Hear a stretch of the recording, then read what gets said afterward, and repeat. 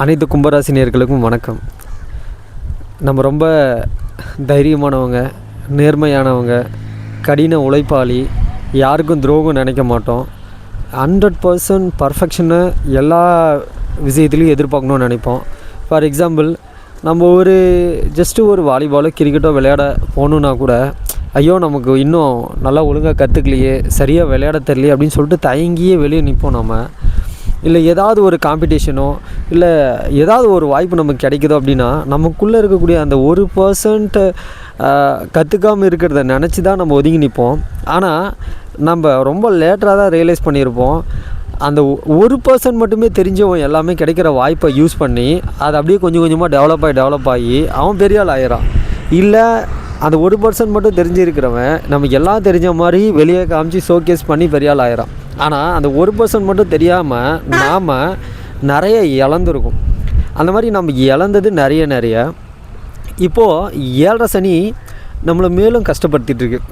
7.5 சனி மட்டும்தான் நம்மளை கஷ்டப்படுத்திகிட்ருக்கா அப்படின்னு பார்த்திங்களா? இல்லை, எல்லா வயதிலையுமே எல்லா காலநிலையிலையுமே நம்ம கஷ்டப்பட்டு தான் அந்தந்த காலகட்டத்துக்கு ஏற்ப நம்ம இப்போ வாழ்க்கையில் பயணிச்சிட்ருக்கோம். இப்போ அதுவும் இந்த 7.5 சனியில் 3வது கட்ட சனியான பாத சனியில் இருக்கும். இந்த பாத சனி ஜென்ம சனியை கடந்து பாத சனி ஓரளவுக்கு அது இருக்கும் அப்படின்னு நம்ம நினைக்கிறோம்.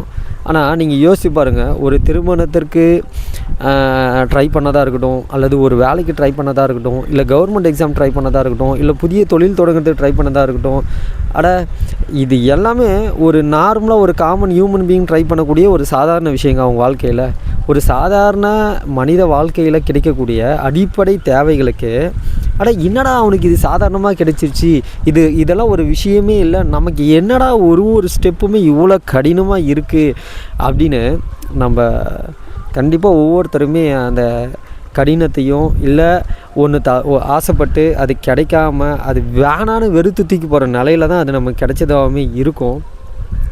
எந்த இன்ஸ்டாகிராம் ரீலாக பார்க்கட்டும், இல்லை யூடியூப் சேனலாக பார்க்கட்டும், இந்த வருஷம் ஆஹா ஓஹோ அப்படி இருக்குது இப்படி இருக்குது, ஜனவரி வந்தால் நல்லாயிருக்கு, பிப்ரவரி வந்தால் நல்லாயிருக்கு அப்படின்னு மாதம் சொல்லிகிட்டே தான் இருக்காங்க. நாமளும் அதை பார்த்து கடந்து போயிட்டே தான் இருக்கோம்.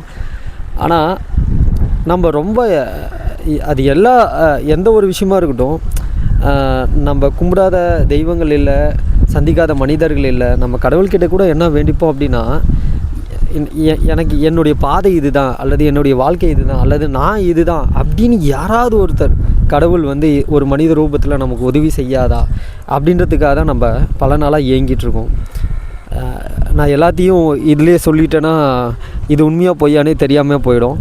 ஸோ நான் சொன்னது உங்களுக்கு எல்லாம் மேட்ச் ஆகுது அப்படின்னா அட்லீஸ்ட் ஒரு லைக் ஆச்சு பண்ணுங்கள். தேங்க்யூ.